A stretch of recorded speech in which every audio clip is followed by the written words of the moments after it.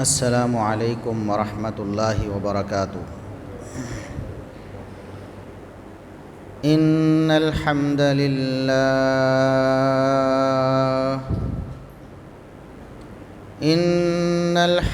للہ نحمده ونستعینه ونستغفره ونعوذ باللہ من شرور انفسنا ومن سیئات اعمالنا من يهده الله فلا مضل له ومن يضلل فلا هادي له أشهد أن لا إله إلا الله وحده لا شريك له وأشهد أن محمدًا عبده ورسوله اللهم صل على محمد وعلى آل محمد كما صليت على إبراهيم وعلى آل إبراهيم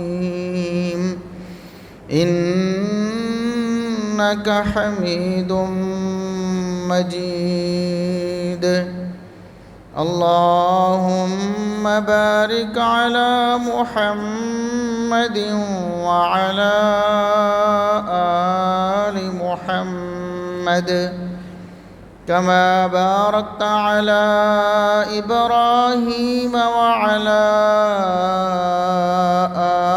آل إبراهيم إنك حميد مجيد أما بعد فيا أيها الناس ألا إن خير الحديث كتاب الله وخير الهدي هدي محمد صلى الله عليه وسلم وشر الأمور محدثاتها وكل محدثة بدعة وكل بدعة ضلالة أعوذ بالله السميع العليم من الشيطان الرجيم من همزه ونفخه ونفثه بسم الله الرحمن الرحيم اليوم أكملت لكم دينكم وأتممت عليكم نعمتي ورضيت لكم الإسلام دينا۔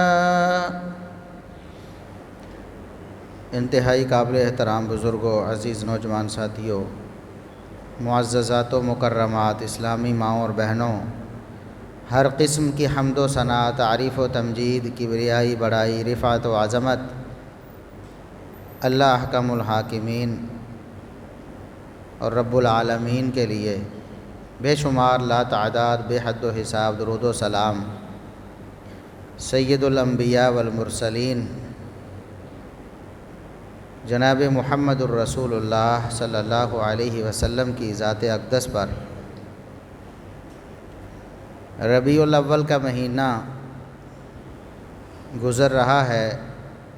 گزشتہ خطبہ جمعۃ المبارک میں نے عرض کیا تھا کہ ایک مسلمان اللہ رب العزت کو راضی کرنے کے لیے وہی عمل کر سکتا ہے جو کتاب و سنت سے ثابت ہے۔ اگر وہ کتاب و سنت سے ہٹ کر اپنی طرف سے کوئی عمل بنائے گا، گھڑے گا اور اس پر کاربند ہوگا تو اللہ کے ہاں قطعاً قابل قبول نہیں ہے۔ اس پر کتاب و سنت کے دلائل بھی آپ نے ملاحظہ فرمائے ہیں، لیکن ہوتا یہ ہے کہ جب ہم کہتے ہیں کہ آپ یہ عمل چھوڑ دیں، یہ عمل رسول اللہ صلی اللہ علیہ وسلم سے ثابت نہیں ہے، تو آگے سے کہتے ہیں کہ آپ نیکی سے روکتے ہیں، آپ ہمیں نماز سے روکتے ہیں، آپ ہمیں ذکر سے روکتے ہیں، آپ ہمیں درود سے روکتے ہیں۔ ایک بہت بڑا شیطانی وسوسہ ہے جو ان لوگوں کے ذہنوں میں آ جاتا ہے۔ ہم ان کی خیرخواہی کے لیے اور ان کی رہنمائی کے لیے یہ عرض کرنا چاہتے ہیں، نعوذ باللہ ثم نعوذ باللہ، کوئی بھی مسلمان کسی مسلمان کو نیکی کرنے سے کیوں روکے گا؟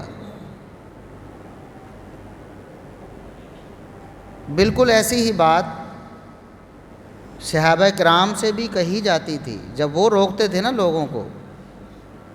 بدعات اس وقت کچھ لوگوں نے شروع کر دی تھیں جو صحابہ کے علاوہ تھے، تو صحابہ کرام بڑی سختی سے انہیں روکا کرتے تھے۔ اس حوالے سے صحابہ کرام رضوان اللہ علیہم اجمعین کا جو نمونہ ہے ہمارے لیے، میں ایک دو باتیں اس سے ذکر کروں گا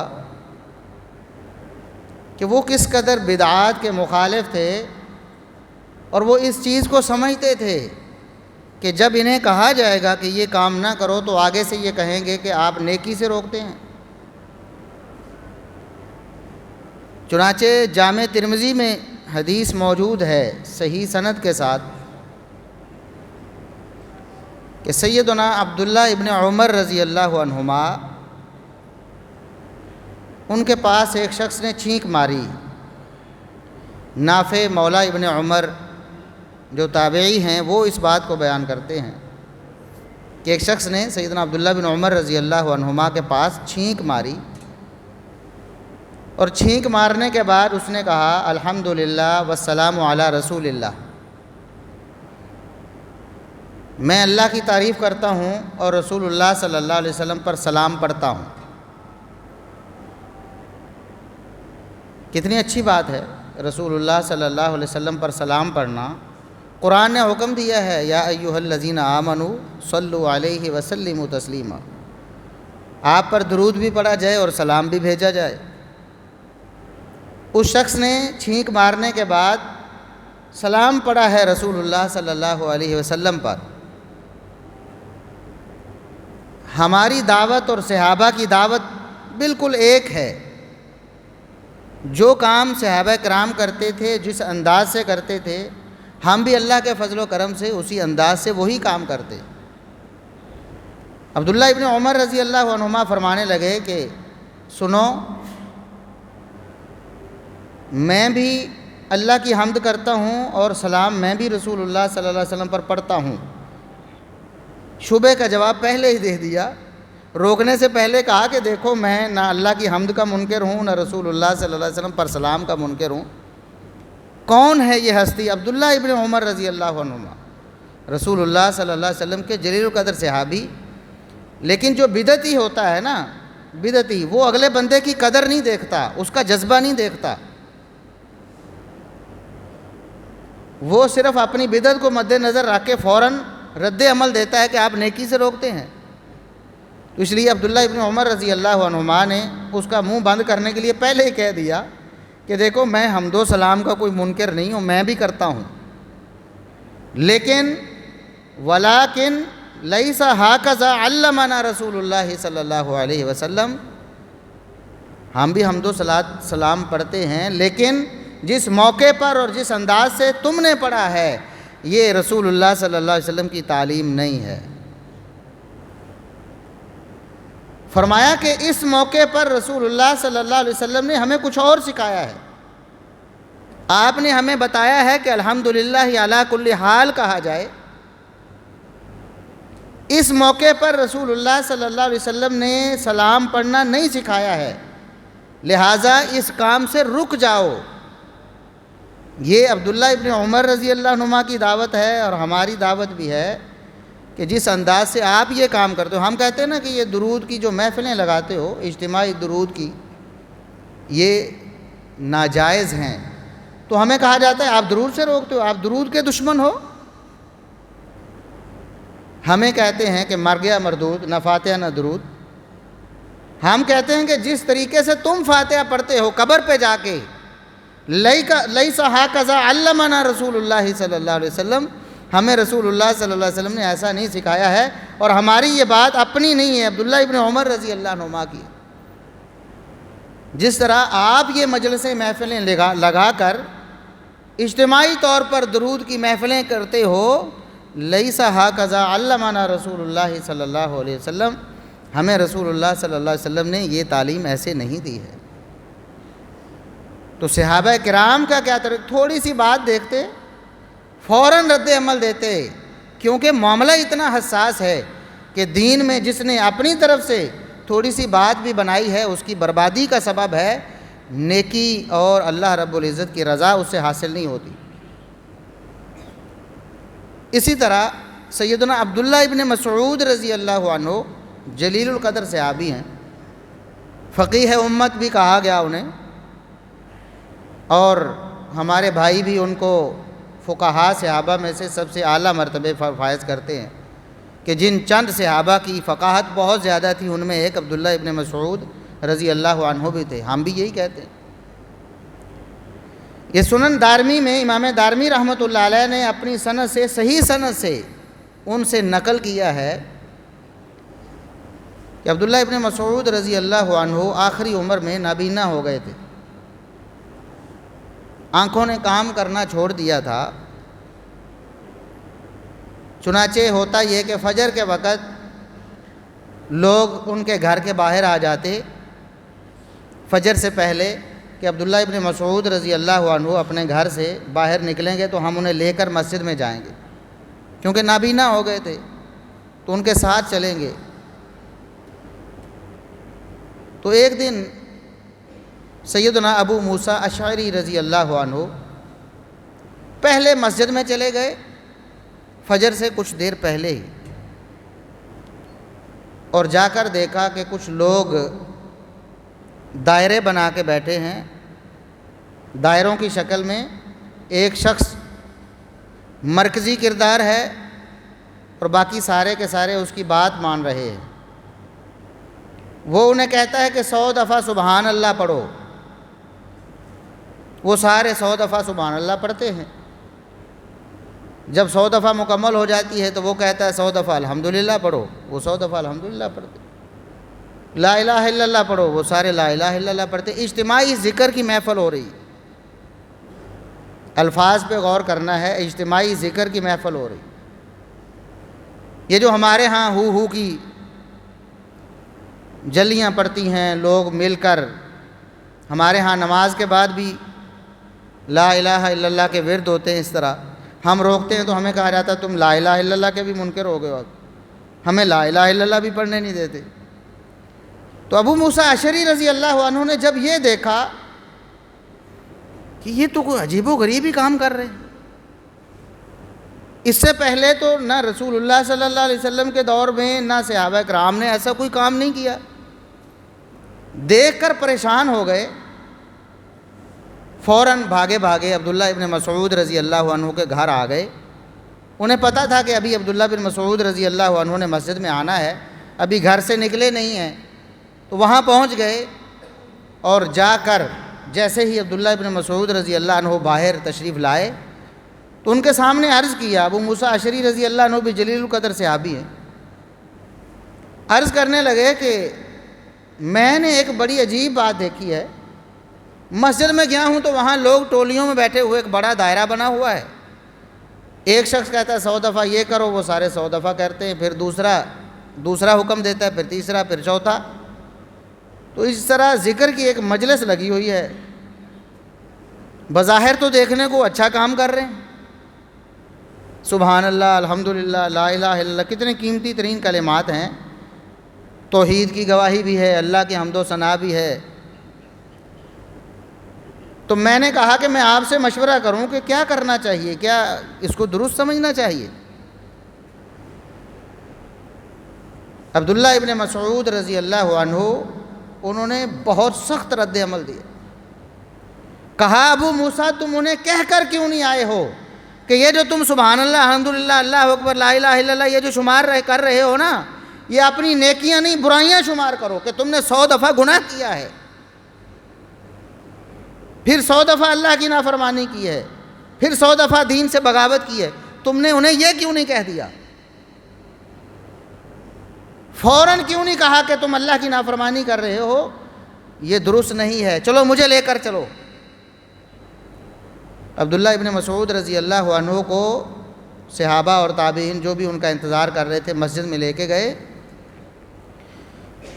اور ان لوگوں کے پاس جا کر عبداللہ ابن مسعود رضی اللہ عنہ نے تاریخی الفاظ کہے، اپنے دل کے درد کا اظہار کیا، وہی جو ہم اظہار کرتے.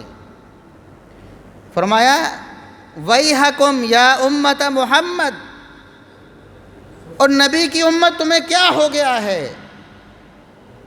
ما اسرع ہلکتکم، تم کتنی جلدی بربادی کے راستے پہ چل پڑے ہو.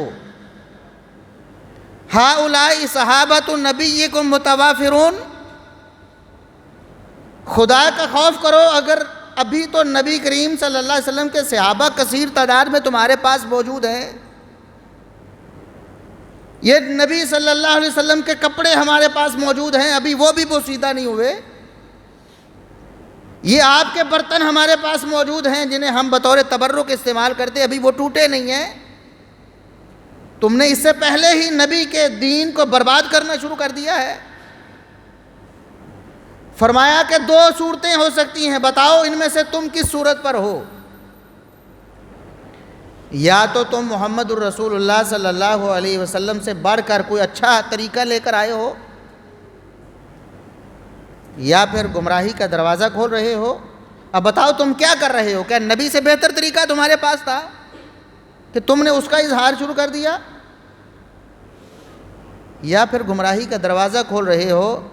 یہ عبداللہ ابن مسعود رضی اللہ عنہ ان کا طرز عمل ہے. اس لیے ہمارے اوپر ناراض نہ ہوا کرو کہ ہم کیوں سختی سے پیش آتے ہیں، ہم کیوں بدعت کہہ دیتے ہیں، ہم کیوں ناراض ہو جاتے ہیں آپ کے ایسے خلاف سنت اعمال پر. یہ طریقہ صحابہ اکرام اور اسلاف امت کا ہے. کیوں؟ اس لیے کہ محمد الرسول اللہ صلی اللہ علیہ وسلم نے کبھی بھی اس معاملے میں نرمی کا اظہار نہیں کیا. پچھلے خطبے میں عرض کیا نا، 3 صحابہ ہی آئے تھے اور آ کر اپنے جذبات کا اظہار کیا، اور سارے نیک نیتی پر مبنی تھے، کام بھی بڑے اچھے تھے، لیکن رسول اللہ صلی اللہ علیہ وسلم نے فوراً جمع فرمایا اور ناراض ہو کر سختی سے یہ ارشاد فرمایا کہ انا اخشاکم واتقاکم للہ، مجھ سے آگے بڑھنا چاہتے ہو اللہ کی پیروی کرنے میں، اللہ سے کا ڈر رکھنے میں، میرے سے بڑھ کر کوئی نہیں ہو سکتا. میں سب سے بڑھ کر اللہ کی پیروی کرنے والا، اللہ کو راضی کرنے والا ہوں. اور اللہ نے قرآن کریم میں بھی یہ ارشاد فرمایا، سورہ حجرات کا آغاز ہوا لا تقدموا بین یدی اللہ ورسولہ، ایمان والو قطعاً اللہ اور اس کے رسول سے آگے نہیں بڑھنا. اس کا کیا مطلب؟ کبھی کسی مسلمان نے سوچا ہے؟ چلو کوئی یہ تو سمجھ سکتا تھا کہ رسول اللہ صلی اللہ علیہ وسلم سے آگے نہیں چلنا چاہیے جب صحابہ آگے نہیں چلتے ہوں گے، حالانکہ یہ بات نہیں ہے. صحابہ کرام ضرورت کے مطابق آپ کے آگے بھی چلتے تھے حفاظت کی خاطر، پیچھے بھی، دائیں بائیں بھی. لیکن کسی نے سوچا ہے کہ اللہ سے آگے بڑھنے کا کیا مقصد ہے، کہ اللہ کے ساتھ بھی ہم کو چلتے ہیں، کبھی اس کا کوئی امکان ہے؟ کیا مطلب ہے کہ اللہ سے آگے نہ بڑھو؟ جو مطلب ہے اللہ سے آگے نہ بڑھو وہی مطلب ہے کہ رسول اللہ صلی اللہ علیہ وسلم سے آگے نہ بڑھو، یعنی کہ اللہ اور اس کے رسول صلی اللہ علیہ وسلم کے احکامات سے اپنے آپ کو باہر نہ نکالو. کتاب و سنت سے باہر نکل کر کوئی نیکی اپنے آپ اپنے طور پر نہ گھڑو کہ یہ نیکی اگرچہ کتاب و سنت میں نہیں ہے لیکن ہم اپنی طرف سے بنا رہے، نیکی تو ہے نا. یہ مطلب ہے کہ ایمان والو خبردار اللہ اور اس کے رسول سے آگے نہ بڑھو. اتباع پیچھے پیچھے رہنے کا نام ہے، پیچھے چلنے کا نام ہے، آگے بڑھنے کا نام اتباع نہیں ہے، اختراع ہے، ابتداء ہے. یہ بدعت ہے، گھڑی ہوئی چیزیں دین نہیں ہو سکتی۔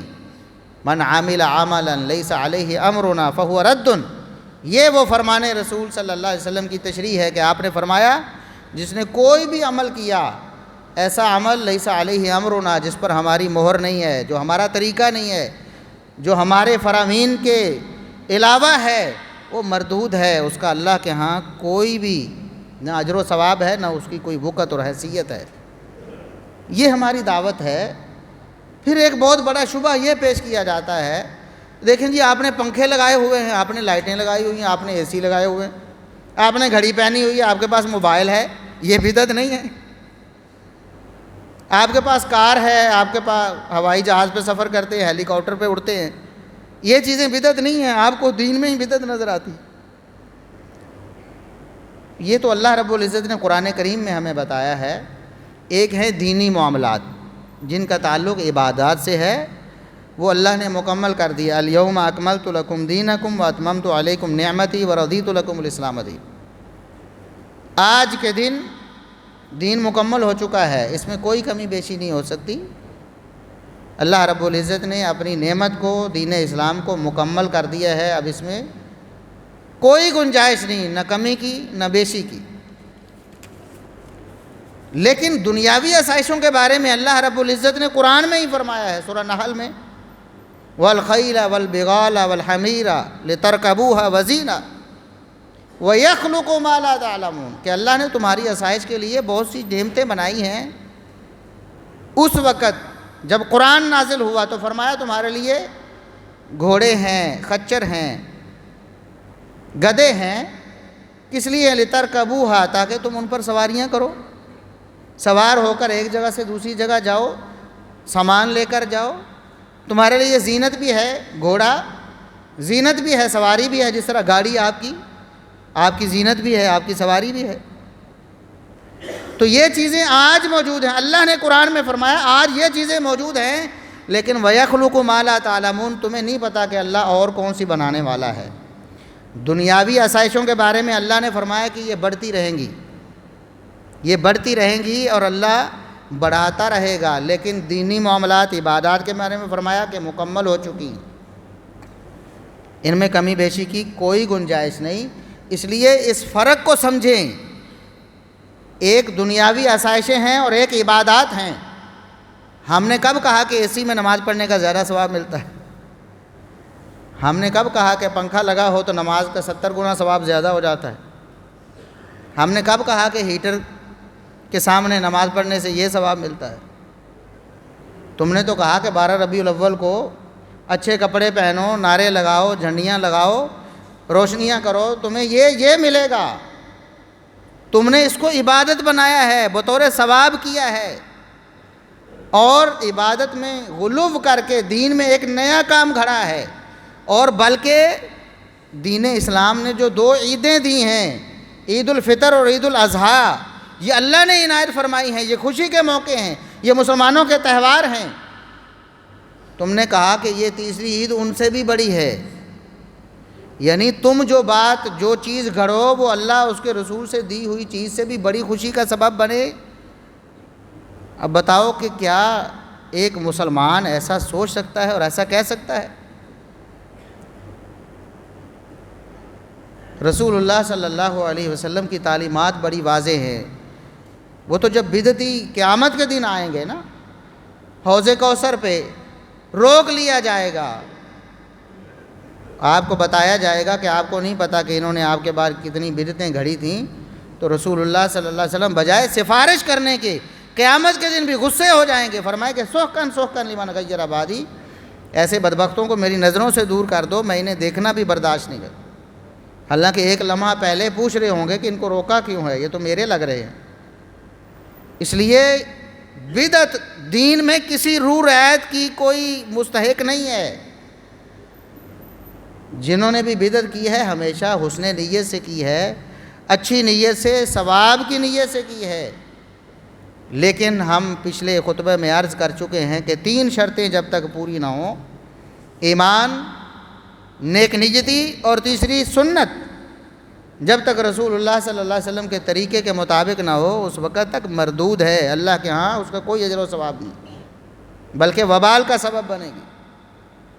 خطبہ جو رسول اللہ صلی اللہ علیہ وسلم ہمیشہ پڑھا کرتے تھے، آج بھی جمعے میں آپ کے سامنے پڑھا جاتا ہے، ان خیر الحدیث کتاب اللہ، سب سے بہترین بات، سب سے بہترین تعلیم کتاب اللہ کی تعلیم ہے۔ وخیر الہدی ہدی محمد صلی اللہ علیہ وسلم، اور سب سے بہترین طریقہ، نمونہ، وہ رسول اللہ صلی اللہ علیہ وسلم کا طریقہ اور نمونہ ہے۔ وشر الامور محدثاتها، یہ صحیح مسلم کی حدیث ہے جو آپ خطبے میں پڑھا کرتے تھے، ہر خطبے میں صحابہ کو بتایا کرتے تھے۔ وشر الامور محدثاتها، سب سے بدترین اعمال وہ ہیں جو دین میں خود بنا لیے گئے ہوتے ہیں، جو کتاب و سنت سے ثابت نہیں ہوتے۔ ہر بدعت گمراہی ہے۔ رسول اللہ صلی اللہ علیہ وسلم خطبے میں بتایا کرتے، صحابہ کو بتایا کرتے کہ کل بدعت ضلالہ، ہر بدعت گمراہی ہے۔ لہٰذا جتنے بھی اعمال نیکی سمجھ کر کیے جاتے ہیں جو کتاب و سنت سے ثابت نہیں ہیں، وہ گمراہی ہیں، دین اور شریعت اور ثواب نہیں ہو سکتے۔ یہ ہماری دعوت ہے۔ ہم اس لیے آپ کی خیر خواہی چاہتے ہیں کہ کہیں قیامت کے دن آپ کے لیے یہ معاملات وبال نہ بن جائے۔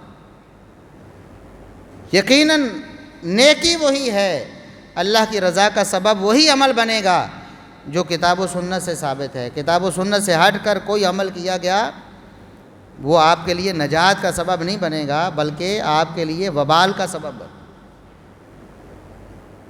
صحابہ کرام رضوان اللہ علیہم اجمعین کا طرز عمل آپ کو بتا دیا۔ عبداللہ ابن عمر رضی اللہ عنہما یہ فرمایا کرتے تھے کہ کل بدعت ضلالہ، ہر بدعت گمراہی ہے، وَإِنْ رَآهَا النَّاسُ حَسَنَةً، اگرچہ لوگ اس کو اچھا سمجھتے رہے۔ کتنی واضح اور دو ٹوک بات ہے۔ فرمایا کہ بدعت تو گمراہی ہوتی ہے، لوگ اس کو اچھا بھی سمجھیں تب بھی گمراہی، کیونکہ بدعت کو تو لوگ اچھا سمجھ کے ہی کرتے ہیں نا۔ اسی لیے علماء کا یہ قول ہے کہ جو کافر ہے، فاسق ہے، فاجر ہے، گناہگار ہے، دین کا باغی ہے، اس کو توبہ کی توفیق جلدی مل جاتی ہے، کیونکہ وہ سمجھ رہا ہوتا ہے کہ میں غلطی پر ہوں۔ چور ہے تو چوری کرتے ہوئے، مسلمان ہے تو سمجھ رہا ہوتا ہے کہ غلط کر رہا ہو۔ بدکاری کرنے والا اپنے آپ کو گناہگار سمجھ رہا ہوتا ہے۔ رشوت لینے والا، حتیٰ کہ سود لینے دینے والا، اپنے آپ کو سمجھ رہا ہوتا ہے کہ میں غلط کر رہا ہوں، لیکن پھر بھی کیے جا رہا ہوتا ہے۔ ایک احساس موجود رہتا ہے جس کی وجہ سے اس کو جلدی توبہ کی توفیق مل جاتی ہے۔ لیکن جو بدعت ہے وہ تو نیکی سمجھ کے کر رہا ہے، نیکی میں تو اور زیادہ بڑھنے کی کوشش کرتا ہے، چنانچہ وہ بدعتوں میں اور زیادہ بڑھتا جاتا ہے۔ اس لیے اس کو توبہ کی توفیق کم ملتی ہے، الا ماشاءاللہ، اللہ رب العزت جس کو ہدایت دے۔ اس لیے عبداللہ ابن عباس رضی اللہ عنہما فرمایا کرتے تھے کہ یہ جو بدعتیں ہیں وہ دین کی بربادی کا سبب ہے، ان سے دین برباد ہوتا ہے، بلکہ رسول اللہ صلی اللہ علیہ وسلم کی سنتیں مٹتی ہیں۔ فرمایا ما من عام، ہر گزرتے سال، یہ صحابہ کے دور کی بات ہے، آج ہم روتے ہیں، پریشان ہوتے ہیں، جی ہر سال نئی بدعتیں نکل رہی، کہ پہلے تو صرف جشن میلاد منایا جاتا تھا، کئی جگہوں پر عید نماز شروع ہوگی، کئی جگہوں پر قربانیاں شروع ہوگی۔ یہ آج کی بات نہیں ہے، بدعتیں اس دور میں بھی بدعتیوں نے شروع کر دی تھیں، صحابہ کرام اس کے خلاف ڈٹ کر کھڑے، ان کو للکارتے رہے کہ تم لوگ گمراہ ہو، دین میں بربادی کا سبب کر رہے ہو۔ عبداللہ ابن عباس رضی اللہ عنہما فرمایا کرتے تھے کہ ہر سال لوگ بدعتوں کو زندہ کرتے ہیں اور سنتوں کو مردہ کر رہے ہیں، سنتیں چھوڑ کر بدعتیں اپنا رہے ہیں۔ چنانچہ ہوگا کیا کہ آہستہ آہستہ سنتیں مردہ ہوتی جائیں گی اور بدعتیں زندہ ہوتی جائیں گی، دین برباد ہوتا چلا جائے۔ یہ عبداللہ ابن عباس رضی اللہ عنہما کا درد دل ہے۔ ہم بھی یہی کہتے ہیں کہ ان بدعتوں سے دین برباد ہوتا ہے۔ بہت بڑا وسوسہ، کہتے ہیں ہم نبی کا ذکر ہی تو کرتے ہیں، آپ کو نبی کے ذکر سے چھڑا ہے۔ ہم وہی کہیں گے جو عبداللہ بن عمر نے فرمایا تھا کہ نبی کا ذکر تو ہم بھی کرتے ہیں اور آپ سے بڑھ کر کرتے ہیں۔ اگر جشن میلاد نبی کے ذکر کا نام ہے تو اللہ کے بندو وہ تو ہم ہر وقت کرتے ہیں. ہمارا صبح و شام کام ہی یہ ہے. ہمارے مدارس میں رسول اللہ صلی اللہ علیہ وسلم کی احادیث پڑھائی جاتی ہے صبح و شام. قال قال رسول اللہ صلی اللہ علیہ وسلم. آپ کی سیرت کا ذکر ہوتا ہے، آپ کی نماز کا، آپ کے روزے کا، آپ کے حج کا، آپ کی زکوٰۃ کا، آپ کے حسن اخلاق کا، آپ کے حسن خلق کا، آپ کی اچھی شکل و صورت کا صبح و شام ذکر ہوتا ہے اور درود و سلام پڑھا جاتا ہے صلی اللہ علیہ وسلم. درود بھی ہے، سلام بھی ہے. آپ بتاؤ تو صحیح، آپ کی کتابوں میں اتنی کثرت سے کیا درود و سلام موجود ہے؟ آپ نے صحابہ کے طریقے کو چھوڑ دیا. صحابہ کیا کرتے تھے؟ درود و سلام پڑھتے تھے، نبی کا ذکر کرتے تھے، احادیث بیان کرتے تھے، پڑھتے پڑھاتے تھے، احادیث کو محفوظ کرتے تھے، پھر آگے امت کو پہنچاتے تھے. یہ کام تو ہم کر رہے ہیں. آپ کو بھی پتہ ہے کہ آپ درود نہیں پڑھتے، اس لیے آپ کو اسپیشل مجلسیں بنانی پڑتی ہیں کہ بیٹھ کر 1 گھنٹے کے لیے مہینے کے بعد ایک مجلس لگا لو، سارا کوٹا پورا ہو جائے. اس لیے اللہ کے لیے ان باتوں پر غور کریں. یہ باتیں ناقابل فراموش ہیں اور ان پر آپ کی آخرت کا انحصار ہے. ہم رسول اللہ صلی اللہ علیہ وسلم کا ذکر بھی کرتے ہیں، درود و سلام بھی پڑھتے ہیں. قرآن نے حکم دیا کہ صلو علیہ وسلم تسلیما. یہ قرآن کی آیت ہے. اور رسول اللہ صلی اللہ علیہ وسلم سے صحابہ نے پوچھا کہ اللہ کے رسول، سلام تو ہمیں پتہ چل گیا کہ تشہد میں ہم پڑھتے ہیں السلام علیکہ ایھا النبی ورحمۃ اللہ وبرکاتہ. سلام تو ہمیں پتہ چل گیا، یہ درود کیسے پڑھیں ہم؟ سمجھ آئی؟ اس کا مطلب یہ ہے کہ نماز کے بارے میں آیت نازل ہوئی صلو علیہ وسلم تسلیما، کہ اللہ کے رسول نماز میں جب ہم تشہد پڑھتے ہیں، سلام پڑھتے ہیں، وہ تو ہمیں معلوم ہو گیا. یہ جو درود ہے یہ بھی ہمیں سکھائیے. تو پھر رسول اللہ صلی اللہ علیہ وسلم نے فرمایا کہ صحابہ سیکھو. پھر وہ درود کیا ہے؟ اللہم صلی علی محمد وعلی آل محمد کما صلیت علی ابراہیم وعلی آل ابراہیم انک حمید مجید. اللہم بارک علی محمد وعلی آل محمد کما بارکت علی ابراہیم وعلی آل ابراہیم انک حمید مجید. یہ درود ہے جو رسول اللہ صلی اللہ علیہ وسلم نے سکھایا ہے. صحیح بخاری، صحیح مسلم، کتب احادیث اٹھا کے دیکھو. جب صحابہ نے پوچھا اللہ کے رسول درود والی آیت پر ہم نے عمل کیسے کرنا ہے، فرمایا اس طرح کرنا ہے. آپ نے اپنی طرف سے بنا لیے درود پتہ نہیں تنجینا اور پتہ نہیں کون کون سے درود ہیں جو شرک و بدعت پر مبنی ہیں، جن کے الفاظ کتاب و سنت کے خلاف ہے. تم نے ان درودوں کو اپنا لیا اور رسول اللہ صلی اللہ علیہ وسلم کا بتایا ہوا درود چھوڑ دیا. ہم کہتے ہیں کہ عمل کرو رسول اللہ صلی اللہ علیہ وسلم کے طریقے کے مطابق، صحابہ کرام کے طریقے کے مطابق. ہم کب منع کرتے ہیں؟ ہم تو بڑھ کر آپ سے کرنے والے. کہتے ہیں جی رسول اللہ صلی اللہ علیہ وسلم نے اپنا میلاد منایا ہے، خود میلاد منایا ہے. ہم تو حیران ہو گئے. بھی آپ کے علماء لکھتے رہے ہیں کہ 300-400 سال تک تو اس کا وجود ہی نہیں تھا. یہ آپ کے علماء نے لکھا ہے. بڑے بڑے بریلوی علماء نے اس بات کا اقرار کیا ہے کہ یہ جشن میلاد تو بعد میں شروع ہوا. اب آپ سے ہمیں پتہ چلا کہ رسول اللہ صلی اللہ علیہ وسلم بھی جشن مناتے تھے اپنی ولادت کا. پوچھا کیسے؟ جی ہمیں تو نہیں کہتے دیکھو سوموار کو آپ صلی اللہ علیہ وسلم نے فرمایا میں پیدا ہوا ہوں تو سوموار کو میں روزہ رکھتا ہوں. دیکھو آپ نے منایا کہ نہیں منایا؟ ہم نے کہا کہ بالکل یہ بات تو اچھی ہے، چلو مل کے مناتے پھر حدیث کے مطابق. پہلی بات یہ ہے کہ میلاد سوموار والے دن ہے. آپ نے فرمایا نا، صحیح مسلم کی حدیث ہے کہ یوم ولدت فیہ، یہ دن ہے سوموار کا جس دن میں پیدا ہوا ہوں. اس دفعہ میلاد کس دن ہو رہا ہے جی؟ ہاں جی منگل. پچھلی دفعہ کبھی ہفتے کو، کبھی اتوار کو، کبھی جمعے کو، کبھی بدھ کو. بھئی رسول اللہ صلی اللہ علیہ وسلم نے فرمایا، دلیل آپ نے پیش کی. حدیث ہم بھی مانتے ہیں کہ آپ صلی اللہ علیہ وسلم کا یوم پیدائش کیا ہے؟ سوموار، منگل نہیں ہے. اس لیے آپ کو چاہیے کہ اس دفعہ ترتیب چینج کر دیں. ایک تو منگل کو سوموار کر لیں اور ہمیشہ کے لیے سوموار. اور پھر آپ نے روزہ رکھنا ہے. میلاد منانے کے لیے کیا کرنا ہے؟